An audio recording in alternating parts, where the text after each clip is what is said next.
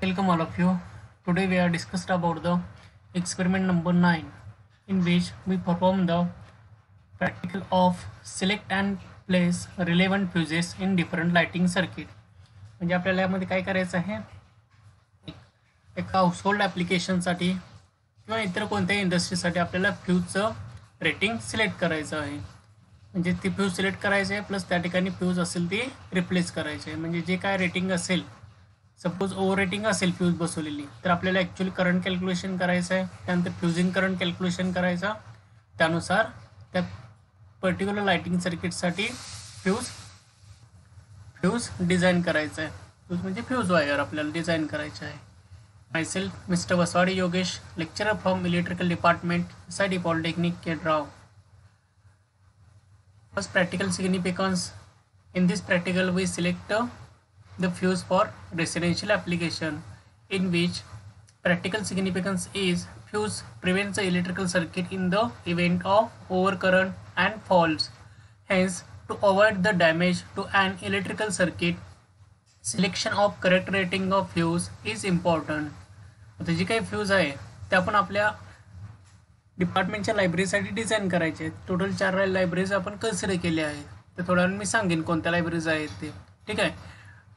Fuse is used to prevent the और to protect from over current and short circuit faults, so that it will be avoid the damage to an electrical circuit by using the selection of current rating of fuse. If fuse is overrating, then it do not protects the circuit, or if it is lower rating, then it will be melts or fused many times or at the spark. At the small spikes condition म्हणजेच काय असतं, एक transient म्हणतो आपण त्याला, voltage swing म्हणतो. ठीक आहे. त्या व्होल्टेज स्विंगला म्हणजेच काय, एकदम काय होते, कुठेतरी मोठ्या HP मोटर्स काय होतात, ऑन होतात किंवा ऑफ होत असतात. ठीक आहे. त्यामुळे काय होतं, करंटचं जे काही व्हॅरिएशन आहे ते इन्क्रीज किंवा डिक्रीज होतं, कारण मोटरचा स्टार्टिंग करंट एकदम हायर लेवलला असतो. आपण जर लो रेटिंगची फ्यूज असवली तर काय होणार आहे, ती प्रत्येक मोटरच्या जे ओव्हरलोडच्या किंवा व्होल्टेज स्विंगच्या कंडिशनला प्रत्येक वेळी मेल्ट होत जाणार आहे. त्यामुळे आपल्याला त्या ठिकाणी काय करेक्ट रेटिंगच्याच फ्यूज चूज करायच्या आहेत. Competency and practical skill, in which we plan wiring और cabling activity using relevant materials following safe practices. Select proper fuse element. आपल्याला प्रॉपर फ्यूज एलिमेंटच सिलेक्ट करायचे आहे. त्यासाठी काही काही कंडिशन्स आहेत ते आपण बघणार आहोत. Connect fuse in electrical circuit. त्या पर्टिक्युलर इलेक्ट्रिकल सर्किटसाठी फ्यूज आपण चूज करणार आहोत. आणि last is replace the fuse element. Fuse element आपल्याला त्या ठिकाणी रिप्लेस करायचं आहे. ठीक आहे. पण आता नवीन कंडिशनमध्ये आपण काय करतो, फ्यूज एलिमेंटच्या ऐवजी डायरेक्टली MCB पुटअप केलेले आहेत लायब्ररीसाठी. त्यामुळे आपल्याला या ठिकाणी काय करायचं आहे, फ्यूजचं करंट रेटिंग फक्त सिलेक्ट करून ठेवायचं आहे. आपण रिप्लेस आपण आपापल्या घरामध्ये करंट कॅल्क्युलेशन करून तुम्ही प्रॉपर रेटिंगचे फ्यूज चूज करायचे आहे. मार्केटमध्ये वेगवेगळ्या प्रमाणामधले फ्यूज अवेलेबल असतात. त्यानुसार तुम्हाला ते फ्यूज डिझाईन करून फ्यूज रिप्लेस करायचं आहे. किती 5 एम्पियर, 10 एम्पियर, 13 एम्पियर, 15 एम्पियरच्या रेटिंगचे फ्यूज अवेलेबल आहेत. मार्केटमध्ये जाऊन तुम्ही त्याचा सर्वे करायचा आहे, फ्यूजच्या रेटिंगचा किती टाईपचे फ्यूज अवेलेबल आहेत, प्लस किती करंट रेटिंगच्या फ्यूज अवेलेबल आहेत, त्याचं सुद्धा मार्केटमध्ये जाऊन तुम्ही स्टडी करायचं आहे. Minimum theoretical background. A fuse is a safety device used for purpose of protecting circuit against excess current. Fuse काय करतं, एक सेफ्टी डिवाइस आहे. ते सेफ्टी डिवाइस काय करणार आहे, which is protect the electrical circuit और electrical installation from excess current. म्हणजे जास्तीच्या करंटपासून ते सर्किटला प्रोटेक्शन प्रोव्हाइड करणार आहे. मग आता करंट एक्सेस करंट म्हणजेच काय, जो त्याचा प्रॉपर रेटिंग करंट आहे, जो रेटेड करंट आहे त्याच्यापेक्षा करंट इन्क्रीज झाला तर त्याला काय म्हणतो आपण, एक्झेस करंट म्हणतो. ठीक आहे. मग जर आपण त्याच्यावरती लोड देऊन करंट इन्क्रीज झाला असेल, म्हणजे ओव्हरलोडिंगमुळे करंट इन्क्रीज झाला असेल, तर त्याला आपण ओव्हरलोडिंग कंडिशन म्हणतो. आणि जर एखाद्या वेळी फेज आणि न्यूट्रल शॉर्ट झाले असेल तर त्याला आपण काय म्हणतो, शॉर्ट सर्किट करंट म्हणतो. आणि जर अर्थ फॉल्टमुळे करंट जर इन्क्रीज झाला असेल तर त्याला आपण अर्थ फॉल्ट करंट म्हणतो. ठीक आहे. अशा काही रिझन्समुळे काही रिझन्समुळे सर्किटचा करंट इन्क्रीज होऊ शकतो. शॉर्ट सर्किट, त्यानंतर अर्थ फॉल्ट आणि ओव्हरलोड अशा 3 मेन कंडिशन्स आहेत की ज्यामुळे करंट इन्क्रीज होऊ शकतो. ठीक आहे. In an event of excessive current, the fuse element melts and open up the circuit, thereby protecting it from the damage. आता ज्या वेळेला एक्झेसिव्ह करंट फ्यूज मधून पास होत असतो त्यावेळेला फ्यूज वायर काय होते, मेल्ट होत असते. आता फ्यूज वायर कोणत्या फॉर्म्युलानुसार मेल्ट होणार आहे, H is equal to I² RT. H म्हणजेच काय, हीट. I² म्हणजेच काय, करंट. R म्हणजे resistance of the fuse and last is T. T means the time of flowing through the current from wire or fuse element. Okay. त्यामध्ये काय, H म्हणजेच काय, heat म्हणलेलं आहे. हीट आता कशी जनरेट होणार आहे फ्यूजमध्ये, I² करंटच्या स्क्वेअरच्या प्रोपोर्शनमध्ये हीट प्रोड्यूस होणार आहे त्यामध्ये, प्लस फ्यूज एलिमेंटचा रेजिस्टन्स. ओके. लास्टला किती वेळापर्यंत तो करंट सस्टेन राहतो, म्हणजेच काय, करंट किती वेळ फ्लो होणार आहे, मायक्रोसेकंदमध्ये फ्लो होणार आहे का सेकंड्समध्ये फ्लो होणार आहे, किती वेळ. ओव्हरलोड कंडिशन असेल तर कंटिन्युअस रेटिंग असतं ते, त्यामुळे कंटिन्युअस ओव्हरलोड करंट त्यामधून फ्लो होत असतो. त्याच्या प्रोपोर्शनमध्ये फ्यूज एलिमेंट मेल्ट होणार आहे, कारण हीट जी प्रोड्यूस होणार आहे ते I² प्रोपोर्शनमध्ये प्रोड्यूस होणार आहे फ्यूजमध्ये. त्यामुळं जास्त हीट प्रोड्यूस झाल्यावर एक्झेसिव्ह करंट नंतर काय होणार आहे, जास्त हीट प्रोड्यूस होणार. जास्त हीट प्रोड्यूस झालं की ती फ्यूज एलिमेंट मेल्ट होणार आहे आणि आपलं जे काही सर्किट असेल, इन्स्टॉलेशन असेल, त्याचं प्रोटेक्शन होणार आहे. And open ups the circuit, thereby protecting it from damages. Fuse element काय केलं जातं, सर्किटच्या सिरीजमध्ये कनेक्ट केलं जातं. ते काय इलेक्ट्रिकल इन्स्टॉलेशन असेल त्या सर्किटच्या सिरीजमध्ये कनेक्ट केलं जातं. ठीक आहे. स्टार्टिंग पॉईंटला म्हणजे मॅक्झिमम करून ते फेज वायरच्या सिरीजमध्ये कनेक्ट केले जातात फ्यूज. जर IC डबल पोल फ्यूज असेल, म्हणजे ICDP स्विच असतो आपला आयर्न क्लॅड डबल पोल स्विच, त्यामध्ये 2 फ्यूज असतात, म्हणजे फेजला पण असतो आणि न्यूट्रलला पण असतो. ओके. त्यामुळं काय होतं, डबल प्रोटेक्शन प्रोव्हाइड केलं जातं. पण एक वेळा काय असतं, फक्त फेज वायरवरती फ्यूज बसवतात. ओके. त्यामुळे काय होतं, ज्यावेळेला फेज वायरचा करंट इन्क्रीज होतो, एक्झेस करंट होतो, त्यावेळेला फ्यूज एलिमेंट मेल्ट होतो. आणि जो काय एक्झेस करंट इक्विपमेंटला पास होणार आहे किंवा इलेक्ट्रिकल इन्स्टॉलेशनला पास होणार आहे, तो एक्झेस करंटमुळं ती फ्यूज मेल्ट होते आणि सर्किटचं प्रोटेक्शन होतं. In electrical installation, the fuse are always connected into the live wire L1, L2 and L3 as shown in figure. त्या ठिकाणी दाखवलेलं आहे प्रॅक्टिकल सेटअपमध्ये. L1, L2, L3 म्हणजे काय, 3 फेजच्या लाईन्स आहेत. आपण त्याला R, Y आणि B म्हणू शकतो. असला न्यूट्रल. ठीक आहे. मग आता या 3 फेजवरती काय केलं, फ्यूज एलिमेंट कलेक्ट केलेले आहेत. Okay. And never in to the neutral wire. शक्यतो न्यूट्रल वायरवरती फ्यूज कनेक्ट करत नाही, किंवा द प्रोटेक्टिव्ह अर्थ लाईन. आता जे काय आपल्याला इथं कनेक्शन दाखवलं आहे, ही प्रोटेक्टिव्ह अर्थ लाईन. अर्थ लाईनवर कधीसुद्धा फ्यूज कनेक्ट करायची काही गरज नाही आहे, उलट ते रॉंगच आहे. त्यामुळे अर्थिंग वायरवरती फ्यूज कनेक्ट करायचं नाही. रेसिडेन्शियल ॲप्लिकेशनसाठी आपण न्यूट्रल वायरला सुद्धा फ्यूज कनेक्ट करतो, पण but for the industry application we cannot connect the fuse at the neutral wire, but some case or in case small industries applications we connect the fuse, sorry not a fuse, MCB for the neutral wire. म्हणजे आता त्यामध्ये आपण 4 पोलचा MCB use करतो. 4 पोलच्या MCB मध्ये काय, phase 3 फेजच्या RYBN असा 4 पोलचा MCB असतो. न्यूट्रल वायरला सुद्धा फ्यूज कनेक्ट केलं जातो. कधी कधी काय होतं, अनबॅलन्स कंडिशनमध्ये न्यूट्रल वायरमध्ये करंट पास होतो आणि ते करंटमुळे काय होऊ शकतं, अनबॅलन्स कंडिशन ऑकर्ड होऊन जे काही मोटर्स किंवा इक्विपमेंट आहेत त्यांचं माल फंक्शन ऑपरेशन होतं किंवा माल ऑपरेशन म्हणू शकतो. माल ऑपरेशन म्हणजेच काय, ते मिसबिहेव करतात. जे काही मशीनचं ऑपरेशन असतं त्यापेक्षा ते वेगळं बिहेवियर करतात.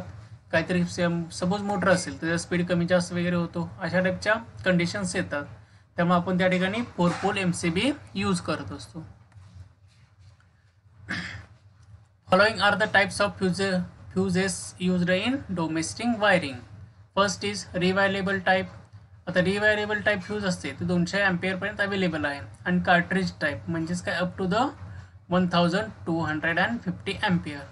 आता रिवायलेबल फ्यूज आपण घरामध्ये किंवा स्मॉल ॲप्लिकेशनसाठी यूज करतो. ती 200 अँपिअरपर्यंत मिळू शकते.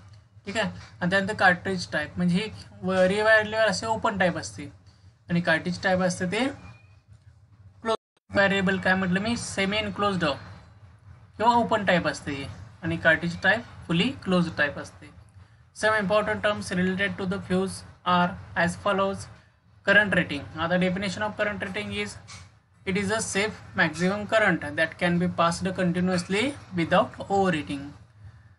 म्हणजे त्या फ्यूजचं actual current rating, fuse current rating म्हणजेच काय, त्या फ्यूजचं करंट रेटिंग की जो करंट फ्यूज कंटिन्युअसली किंवा जो सेफ मॅक्झिमम करंट ती फ्यूज कंटिन्युअसली पास करू शकते विदाउट ओव्हर हिटिंग, अशाला काय म्हटलेलं आहे आपण, करंट रेटिंग. हा आणखी एकदा बघा, असा मॅक्झिमम सेफ करंट की जो त्या फ्यूजमधून कंटिन्युअसली पास होऊ शकतो without over heating of fuse, त्याला काय म्हटलं आहे आपण, करंट रेटिंग म्हटलेलं आहे. Next is the fusing current, the current at which the fuse elements melt. आता फ्यूजिंग करंट म्हणजे काय असतं, असा एक करंट असतो की जो काय करतो, फ्यूज एलिमेंटला मेल्ट करतो. म्हणजेच काय, हा फॉल्ट करंट म्हणू शकतो आपल्याला फ्यूजिंग करंट म्हणजेच. The current at which the fuse elements melt. Next is the fusing factor. It is the ratio of minimum fusing current and current rating. आता हा जो फ्यूजिंग फॅक्टर आहे तो काय एक रेशो आहे. फ्यूजिंग फॅक्टर आपण रेशोवरून कॅल्क्युलेशन करतो. त्यामध्ये काय सांगितलं आहे, it is the minimum fusing current and current rating. याचं आपण डिवायडेशन करतो, म्हणजेच काय, minimum fusing current divided by current rating. आता सपोज एखादे 15 एम्पेअर करंट असेल एखाद्या इक्विपमेंटचा, तर 15 एम्पेअर हा झाला करंट रेटिंग. आणि मिनिमम फ्यूजिंग करंट म्हणजेच काय, म्हणजे ज्या करंटला फ्यूज एलिमेंट मेल्ट होणार आहे असा मिनिमम फ्यूजिंग करंट. ज्या मिनिमम करंटला फ्यूज एलिमेंट मेल्ट होणार आहे त्यालाच काय म्हटलेलं आहे आपण, मिनिमम फ्यूजिंग करंट. आणखी एकदा ऐका, ज्या मिनिमम करंटला फ्यूज एलिमेंट मेल्ट होणार आहे अशाला काय म्हटलेलं आहे आपण, मिनिमम फ्यूजिंग करंट म्हटलेलं आहे. ठीक आहे. अँड करंट रेटिंग हे जर रेशो आहे त्याला आपण काय म्हटलं आहे, फ्यूजिंग फॅक्टर. हा फ्यूजिंग फॅक्टर सगळ्यात इम्पॉर्टंट आहे, कारण त्याच्यावरून आपल्याला फ्यूज एलिमेंटचं करंट रेटिंग फाइंड आउट करायचं आहे. The fusing factor for rewirable fuse varies between the 1.4 and 1.7. आता जे रिवायरेबल फ्यूज असतात म्हणजे आपण डायरेक्टली रिप्लेस करू शकतो तो फ्यूज किंवा फ्यूज वायर, त्याला काय म्हटलं आपण, फ्यूजिंग फॅक्टर त्याचा 1.4 to 1.7 पर्यंत असणार आहे. आता मिनिमम फ्यूजिंग करंट रेटिंगपेक्षा जास्त असणार ऑलवेज. ओके, म्हणजेच काय, याला समजा 15 एम्पेअर करंट रेटिंग असेल तर मिनिमम फ्यूजिंग करंट किती असणार, 18 ते 20 एम्पेअर पर्यंत असणार आहे. ओके, त्यामुळे रेशो हा जो फ्यूजिंग फॅक्टर आहे तो नेहमी 1च्या अबाव असणार आहे, तरच आपला फ्यूजिंग फॅक्टर बरोबर येतो, अदरवाईज चुकीचा आहे तो. ठीक आहे. Fusing factor is always greater than the 1 and may go up to the 2 for HRC fuse. Sorry, may be go to up to the 2% पर्यंत किंवा दुप्पट करंट रेटिंग सुद्धा असू शकतं. ते फ्यूजिंग फॅक्टर हा 2 पर्यंत सुद्धा इन्क्रीज होऊ शकतो. मॅक्झिमम किती रेंज आहे जी 2 आणि मिनिमम किती रेंज आहे फ्यूजिंग फॅक्टरची 1. त्याच्यावरती आपल्याला फ्यूजिंग फॅक्टर न्यायचं नाही आहे. But for HRC fuse it is 1.1. HRC फ्यूजसाठी तो आपण 1.1 कन्सिडर करायचा आहे. However a fuse selected for over current protection should not have fusing factor more than 1.25. आता HRC फ्यूजसाठी फ्यूजिंग फॅक्टर किती कन्सिडर केला आपण, 1.1. ओव्हरलोड, शॉर्ट सर्किट करंट यासाठी आपण मेनली शॉर्ट सर्किटसाठी 1.4 to 1.7 पर्यंत होतो. मॅक्झिमम किती ठेवायचा आहे तो 2 पर्यंत. ज्या ठिकाणी हाय व्होल्टेज स्विंग्स होत असतात, म्हणजे मोठी इंडस्ट्री असेल तर त्या ठिकाणी काय करायला पाहिजे, 2 पर्यंत ठेवायला पाहिजे, कारण त्या ठिकाणी मोठ्या मोटर्स असतात त्या ऑन ऑफ होत असतात, जास्त एचपीच्या मोटर, कारण त्यात स्टार्टिंग करंट एकदम हाय असतो, म्हणजे 5 टाइम्स किंवा 7 टाइम्सपर्यंत इन्क्रीज होऊ शकतो तो स्टार्टिंग करंट. त्यामुळे आपण काय केलेलं आहे या ठिकाणी 2 पर्यंत कन्सिडर करायचं आहे. ज्या लार्ज इंडस्ट्रीज आहेत त्या ठिकाणी जास्त स्विचिंग होत असतं त्या ठिकाणी आपण 2 पर्यंत फ्यूजिंग फॅक्टर कन्सिडर करायचं आहे. HRC फ्यूजसाठी 1.1 ठेवायचा आहे आणि रेसिडेन्शियलसाठी मेनली किंवा ओव्हर करंट प्रोटेक्शनसाठी तो आपण किती ठेवला आहे, 1.25 ठेवायचा आहे आपल्याला तो. Okay, calculation of full current rating आपल्याला कॅल्क्युलेशन करायचं आहे. आता आपण लॅबोरेटरीसाठी आपण डिझाईन करायला लागलो आहे. ठीक आहे. डिझाईन करत असताना हा फ्यूजिंग फॅक्टर आपल्याला 1.25 कन्सिडर करायचा आहे, कारण आपल्याला लॅबोरेटरीमध्ये कोणत्याही टाईपचं काही टाईपचं स्विचिंग इक्विपमेंट नाही आहे त्या ठिकाणी लॅबोरेटरीजमध्ये. त्यामुळे आपण काय ओव्हरलोड प्रोटेक्शनसाठी फ्यूज डिझाईन करायचा आहे. मेनली ओव्हरलोडसाठी डिझाईन करताना 1.25 घ्या, HRCBसाठी 1.1 फ्युजिंग फॅक्टर, आणि जो काही सपोज शॉर्ट सर्किट किंवा स्विचिंग असेल आपल्या रेसिडेन्शियलसाठी, मेनली स्मॉल इंडस्ट्रीसाठी आपण 1.7 पर्यंत कन्सिडर करतो, आणि लार्ज इंडस्ट्री असेल त्यासाठी आपण 2 पर्यंत कन्सिडर करतो फ्युजिंग फॅक्टर. ओके, आता कॅल्क्युलेशन करायचं आहे. आपला रेटेड करंट काढला तरच काय करायला पाहिजे, आपल्याला मिनिमम फ्युजिंग करंट कॅल्क्युलेशन करता येतो. ठीक आहे, त्यासाठी काय करायचं आहे आपल्याला, हा फ्युजिंग फॅक्टर आपल्याला काय करायचं आहे, करंट रेटिंग कॅल्क्युलेशन करायचं आहे. करंट रेटिंग कॅल्क्युलेशन केला तुम्ही की त्याला मल्टिप्लाय करायचं फ्युजिंग फॅक्टरनं, मग तुमचा काय फ्युजिंग करंट किंवा मिनिमम फ्युजिंग करंट कॅल्क्युलेशन करता येतो आपल्याला. ओके, फ्युजिंग फॅक्टर म्हणजेच काय, ratio of minimum fusing current divided by current rating आहे. मग मला जर काय पाहिजे, मिनिमम फ्युजिंग करंट पाहिजे असेल तर मला काय, हा करंट रेटिंग इकडे घेतला आपण, म्हणजेच काय minimum fusing current into current rating केलं की आपल्याला काय मिळतो, फ्युजिंग करंट मिळणार आहे. ठीक आहे, त्यामुळं आपल्याला काय करायचं आहे, करंट रेटिंग कॅल्क्युलेशन करायचं आहे. फ्युजिंग फॅक्टर आपण 1.25 कन्सिडर केला आहे. ॲक्च्युअल करंट रेटिंग कॅल्क्युलेशन केलं की आपल्याला मिनिमम फ्युजिंग करंट मिळणार आहे या ठिकाणी. मग कॅल्क्युलेशन ऑफ करंट, आपल्याला लोड करंट कॅल्क्युलेशन करायचं. आपलं सप्लाय व्होल्टेज आहे ते 230 व्होल्ट आहे, आणि लोड करंट कॅल्क्युलेशन करताना आपण फॉर्म्युला कुठला यूज करायचा आहे, पॉवरचा formula, I = W / P. Okay, ठीक आहे, I = W / V. P म्हणजे सप्लाय व्होल्टेज 230 व्होल्ट. आता आपल्याला इक्विपमेंटचं वॅटेज काढायचं आहे. वॅटेज काढण्यासाठी आपण काही कन्सिडरेशन केलेलं आहे. आता जे वॅटेज आहे ते वॅटेज किती काढायचं आहे आपल्याला, ते इक्विपमेंटचं रेटिंग बघायचं किती वॅटचा इक्विपमेंट आहे तो. ठीक आहे, त्याच्यावरून आपल्याला लोड करंट कॅल्क्युलेशन करायचं आहे. ठीक आहे, म्हणजे करंट रेटिंग कॅल्क्युलेशन करायचं त्या लॅबोरेटरीचं, किंवा तुमच्या घरामध्ये तुम्ही करंट रेटिंग कॅल्क्युलेशन करू शकता. टोटल वॅटेज किती आहे बघायचं घरातल्या इक्विपमेंटचं, आणि त्याला डिवायडेड बाय 230 व्होल्ट करायचं, कारण आपलं सप्लाय व्होल्टेज 230 व्होल्ट आहे. Fusing current, here we select the fuse for over current protection. आपण ओव्हर करंट प्रोटेक्शनसाठी फ्यूज सिलेक्ट करणार आहोत. मग त्यासाठी काय करायचं आहे, फ्युजिंग फॅक्टर असेल तो 1.25% ऑफ लोड करंट कन्सिडर करायचा आहे.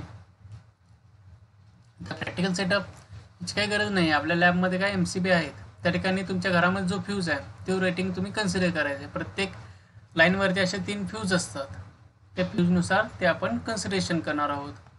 ओके, दुसरे रिसोर्सेसची काही गरज नाही. आपल्याला फक्त फ्यूज वायर पाहिजे, screw driver, insulated combination plier, test lamp, हेच इक्विपमेंट तुम्ही रिसोर्स रिक्वायर्डमध्ये लिहायचे आहेत. ओके, मॅन्युअलच्या रिसोर्स रिक्वायर्डमध्ये हेच इक्विपमेंट दिले तरी चालू शकतात. त्या ठिकाणी सांगितले fuse wire, various fuse rating.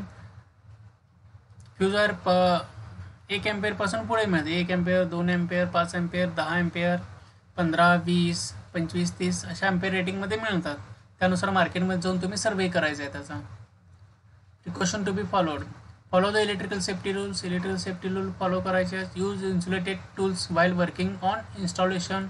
Ensure that the supply is in off while replacing the fuse.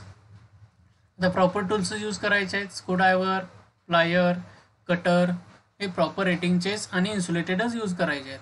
आणि ज्यावेळेला तुम्ही फ्यूज रिप्लेस करणार आहात त्यावेळेला मेन स्विच ऑफच पाहिजे फ्यूज रिप्लेस करताना, नाहीतर इंजुरी होऊ शकते.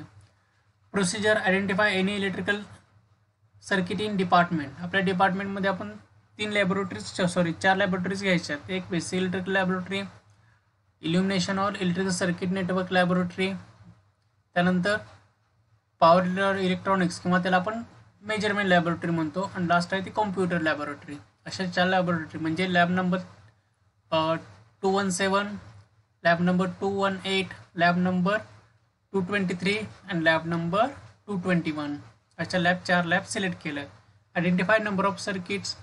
त्यामध्ये सिंगल सर्किट आणि डबल सर्किट म्हणजेच काय, सिंगल फेजचं सर्किट, त्यामध्ये सिंगल फेजमध्ये सुद्धा पॉवर सर्किट आणि लाइटिंग सर्किट हे वेळ काढायचं आहे.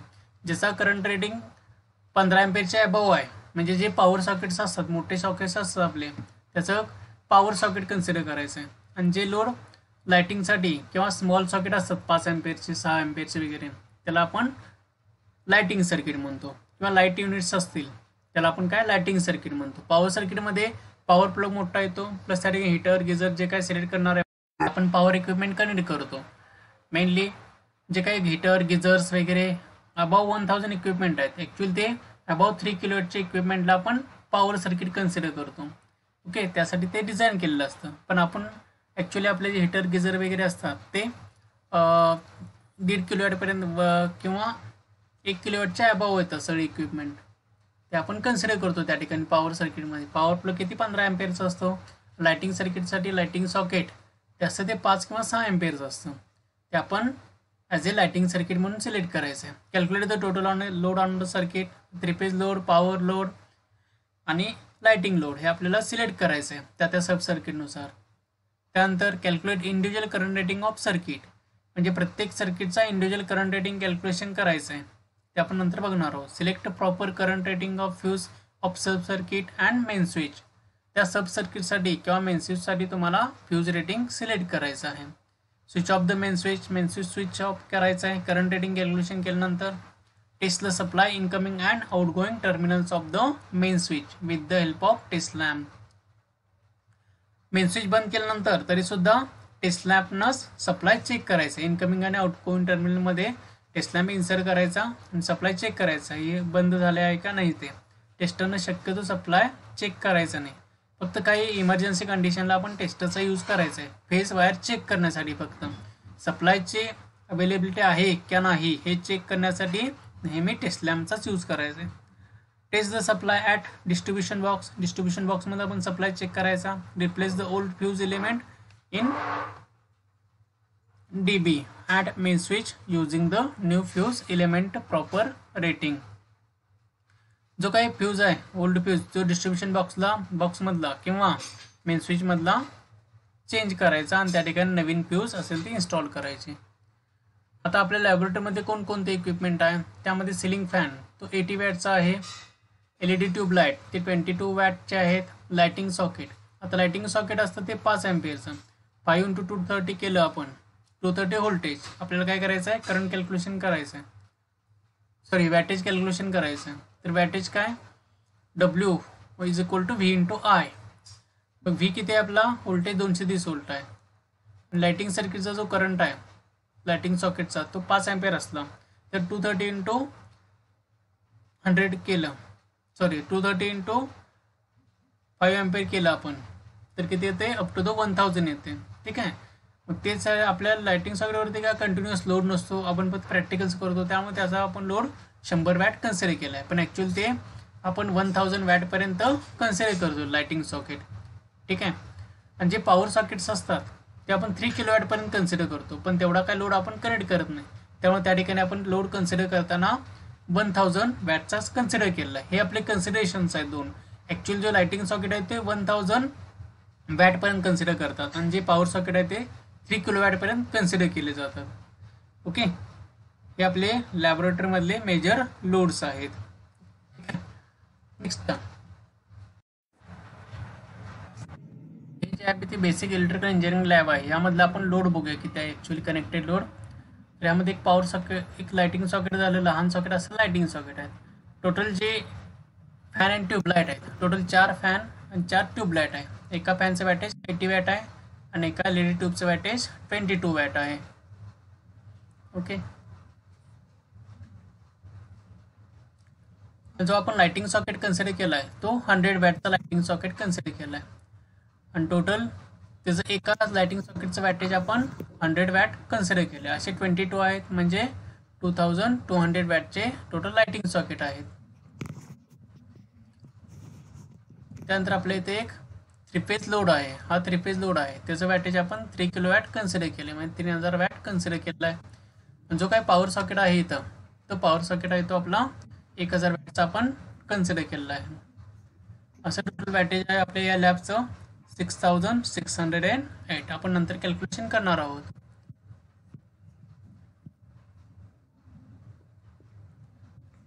नेक्स्ट जी लॅब असणार आहे आपली ती मेजरमेंट अँड इन्स्ट्रुमेंटेशन लॅब आहे. ओके, तर या ठिकाणी जे काही सिलिंग फॅन्स आहेत या ठिकाणी पण 4 सिलिंग फॅन आहेत आणि 4 LED ट्यूबलाईट्स आहेत. तुम्ही बघू शकता लॅबमध्ये 4 सिलिंग फॅन आणि 4 LED ट्यूबलाईट्स आहेत तिथं. त्यानंतर जे काय लाइटिंग सॉकेट्स आहेत ते लाइटिंग सॉकेट्स जे असणार आहेत आपले ते 17 लाइटिंग सॉकेट आणि पॉवर सॉकेट आहेत ते 2 पॉवर सॉकेट आहेत आणि 3 फेज लोड 1 आहे. आता बघितला तुम्ही 3 फेज लोड 1 आहे त्या ठिकाणी. ठीक आहे. लाइटिंग सॉकेट 17, पॉवर सॉकेट 2 आहेत आणि लाइटिंग लोड 3 फेज लोड जो आहे तो एक 3 फेज लोड आहे. बघू शकता प्रत्येक ठिकाणी कॅल्क्युलेशन करू शकता, पण नंतर लॅबमध्ये आल्यानंतर करू शकता कॅल्क्युलेशन. हे सुद्धा लाइटिंग सॉकेट्स आहेत. हा एक पॉवर सॉकेट, म्हणजे टोटल 2 पॉवर सॉकेट आहेत. या साईडला दिसेल तुम्हाला हा पॉवर सॉकेट, 2 पॉवर सॉकेट आहेत आणि लाइटिंग सॉकेट आहेत ते 17 सॉकेट आहेत. त्याचा 1700 वॅट झालं टोटल लोड पॉवर लाइटिंग सॉकेटचा आणि पॉवर सॉकेट 2 असल्यामुळे त्याचं 2000 वॅट लोड झाला. आणि 3 फेज लोड तो असणार 3000 किलोवॅट. नेक्स्ट आहे ते कॉम्प्युटर लॅब. कॉम्प्युटर लॅबमध्ये आपले टोटल 20 कॉम्प्युटर्स आहेत.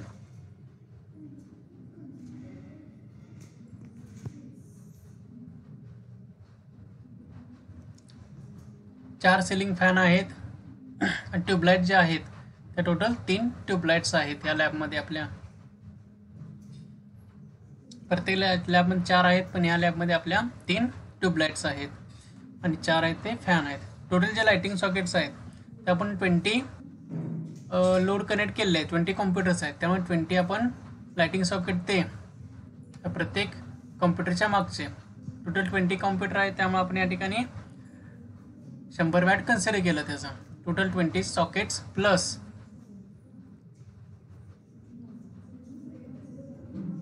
या ठिकाणी जे आहे लाइटिंग सॉकेट पॉवर सॉकेट 2 आहेत. ओके. टोटल जो लोड आहे आपला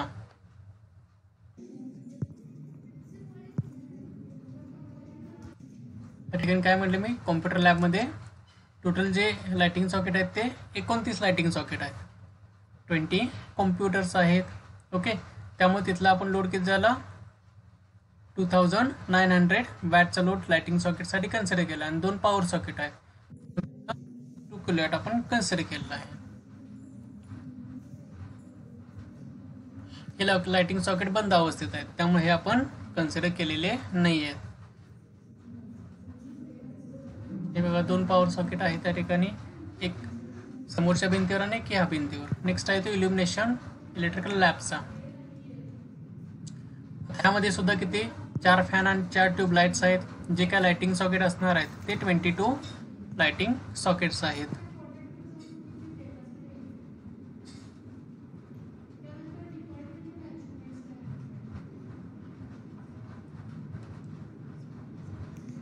पॉवर सॉकेट जे असणारे 3 पॉवर सॉकेट आहेत या ठिकाणी. फर्स्ट आणि एक 3 फेज लोड आहे. या ठिकाणी सुद्धा दिसते तुम्हाला एक पॉवर सॉकेट. इथे लाइटिंग सॉकेटचा एक बोर्ड आहे. सेकंड पॉवर सॉकेट आहे.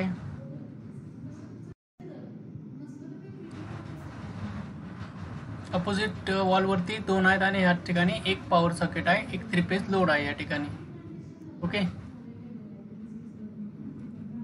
म्हणजे ह्या ठिकाणचा या लॅबचा लोड आहे तो 4 fan 4 tube 22 lighting socket 3 power socket 3 एक 3 फेज लोड आहे. ओके. अशा पद्धतीने आपण हे लाइटिंगचं कॅल्क्युलेशन केलेलं आहे. त्यानंतर आपण ॲक्च्युअलमध्ये प्रत्येक लॅबचं इंडिव्हिज्युअली कॅल्क्युलेशन करणार आहोत. ओके.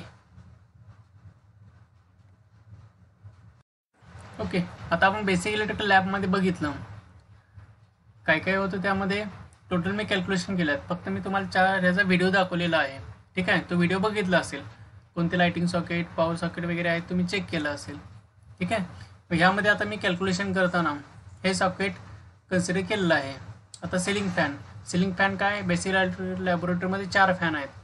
ते वॅटेज किती एकाचं 80 आहे. टोटल किती झालं 320 वॅट झालं. LED ट्यूब 4 आहेत. टोटल त्याचं एकाचं वॅटेज किती आहे 22 वॅट एका ट्यूबचं. 22 × 4 किती 88 वॅट झालं. आता लाइटिंग सॉकेट टोटल 22 सॉकेट आहेत आणि एका लाइटिंग सॉकेटचं वॅटेज आपण 100 वॅट कन्सिडर केले. 22 × 100 किती झालं 2200 वॅट झालं. नेक्स्ट आहे ते पॉवर सॉकेट. एकच पॉवर सॉकेट आहे लॅबमध्ये, त्या वॅटेज किती झालं 1000 वॅट. एकाच आपण 1000 वॅट पॉवर सॉकेटचं कन्सिडर केले. टोटल किती झालं 1000 वॅट. हे आपण quantity into weightage of each appliances हे दोन्ही मल्टिप्लाय केलेलं आहे. ठीक आहे. मग 3 फेज लोड आपण एक 3 फेज लोड आहे त्या ठिकाणी आपण 3 किलोवॅटचा कन्सिडर केलेला आहे. आणि आपल्या लॅबोरेटरीमध्ये 3 किलोवॅटची एक लॅम्प बँक आहे, त्यामुळे आपण 3 किलोवॅट मॅक्झिमम लोड इथे कन्सिडर केला आहे. 1 × 3000 झालं. मग टोटल सगळ्यांची ॲडिशन केले, त्यानंतर किती आलं 6608 आलं. ओके. मग आपल्याला टोटल करंट कॅल्क्युलेशन करायचं आहे.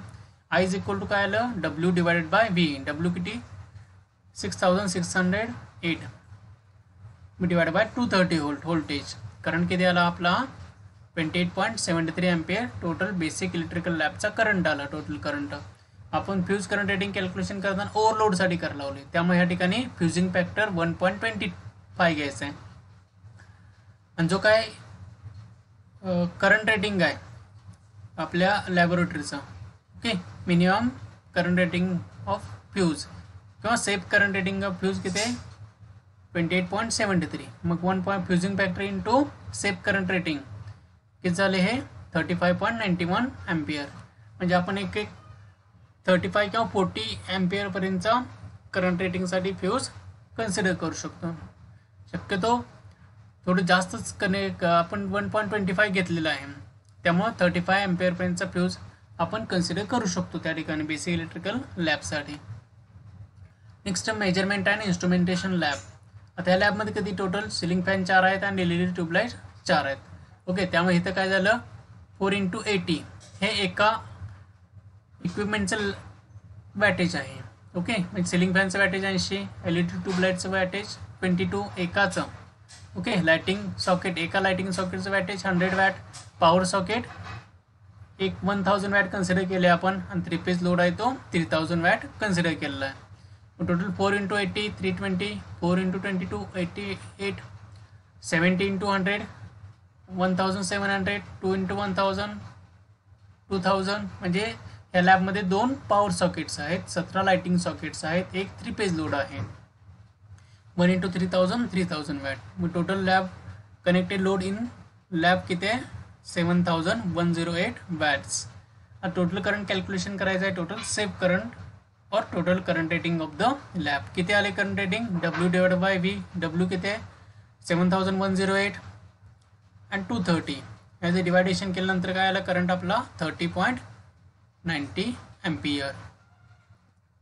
ओके.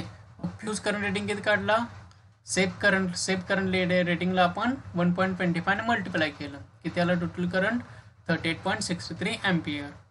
तेवढ्या रेटिंगचा फ्यूज आपल्याला त्या ठिकाणी बसवायचा आहे. शक्यतो 40 एम्पियरपर्यंतचा फ्यूज बसवायचा आणि मागच्या सर्किटमध्ये 35 एम्पियरपर्यंतचा फ्यूज बसवू शकतो आपण. नेक्स्ट आहे कॉम्प्युटर लॅब. आता कॉम्प्युटर लॅबमध्ये आपल्याला किती सिलिंग फॅन 4 आहेत, LED ट्यूबलाईट्स 3 आहेत, टोटल लाइटिंग सॉकेट 29 आहेत लाइटिंग सॉकेट, आणि पॉवर सॉकेट्स जे आहेत ते 2 आहेत. मग प्रत्येकाचं आपण काय केलं कॅल्क्युलेशन केलं. मग 80 वॅट सिलिंग फॅनचे एक सिलिंग फॅन, LED एक tube, 22 watt lighting socket, 100 watt consider केलं आपण, पॉवर सॉकेट 1000. टोटल इथं मल्टिप्लिकेशन केलं 4 × 80 320, 3 × 22 66, 29 × 100 2900, 2 × 1000 2000 झालं. ठीक आहे. मग त्यानंतर टोटल कनेक्टेड लोड, टोटल याची ॲडिशन केली सगळ्यांची 5286 वॅट झालं. करंट रेटिंग कॅल्क्युलेशन केलं W डिवाइड बाय V केलं. W हे कन्सिडर केलं व्होल्टेज 230 वोल्ट, 22.98 एम्पियर करंट आला. ओके. W किती आहे 5286 total connected load in the lab. त्यानंतर फ्यूज करंट रेटिंग 1.25 × I 1.25 हा आपला फ्युजिंग फॅक्टर झाला. करंट आहे टोटल सेफ करंट किंवा करंट रेटिंग आहे लॅबचं 22.98. जो फ्यूज सिलेक्ट करायचा आहे तो 28.72 एम्पियरचा फ्यूज सिलेक्ट करायचा आहे आपल्याला, म्हणजे त्याच्या आसपासचा फ्यूज सिलेक्ट करायचा. Next illumination electrical lab. Okay. म्हणजे हे 217 नंबरची लॅब. त्या ठिकाणी सिलिंग फॅन 4 आहेत, LED ट्यूब 4 आहेत, त्याचं 320 88 लाइटिंग सॉकेट्स आहेत ते 22 आहेत. मग त्याचं वॅटेज किती झालं टोटल हे क्वांटिटी इंटू वॅटेज आपण मल्टिप्लिकेशन करतो दोघांचं. 3 इंटू 1000.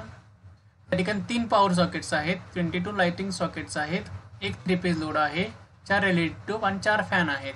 ठीक आहे. टोटल यांची हे मल्टिप्लिकेशन केल्यानंतर हे आन्सर येणार. ह्या आन्सरचं ॲडिशन केल्यानंतर सगळ्यांचे आपण 8608 8608 एवढ्या वॅटचा आपला कनेक्टेड लोड आला. करंट रेटिंग कॅल्क्युलेशन करताना वॅटेज डिवायडेड बाय व्होल्टेज किती आला आन्सर 37.426 एम्पियर. ओके. आणि मिनिमम फ्युजिंग करंट किती पाहिजे आपल्याला 1.25 टाइम्स जास्त पाहिजे. 1.25 इंटू 37.426 आन्सर आलेला आहे 46.78 एम्पियर. ह्या करंट रेटिंगच्या आसपासचा आपल्याला फ्यूज सिलेक्ट करायला पाहिजे. शक्यतो जास्त थोडा ठेवायचा असतो. ओके. हे आपले 4 लॅबचे करंट रेटिंग आपण कॅल्क्युलेशन केलेलं आहे आणि फ्यूज करंट रेटिंगसुद्धा कॅल्क्युलेशन केलेलं आहे.